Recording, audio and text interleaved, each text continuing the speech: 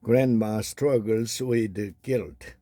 I'm a 58-year-old grandmother to two, two grandchildren, a 7-year-old boy and a 13-year-old girl. I've been their primary caregiver beside their parents since they were born. I still play a significant role in their lives, visiting often on weekends and staying for a couple of nights at a time since I live an hour away. Here's where my guilt comes in.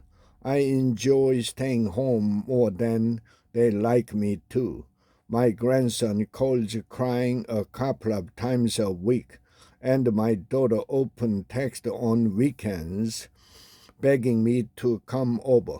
While I love my family dearly, the visits are overwhelming.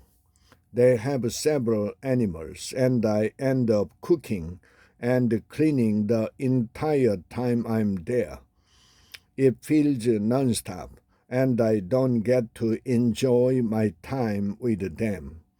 I've tried talking to my daughter about it, but she doesn't seem to understand. I think she's a narcissist, a whole another issue, which complicates things further. How can I ease my guilt feelings?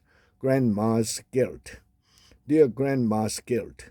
By pretending not to understand, your daughter can act like a child with her own children and make you feel guilty for not parenting them. You need to keep talking to her about this. As for the grandchildren, growing up with a narcissistic parent is incredibly difficult for them. Could it be that your grandson's crying phone calls are really a cry for help?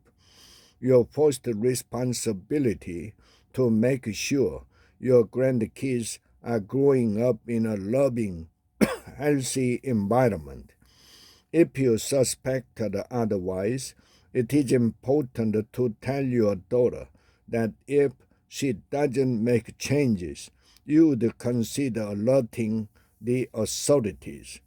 Safety issues aside, continue your visit but with some firm boundaries in place. For example, you could tell your daughter that you will watch the kids for the weekend, provided someone else take care of the animals.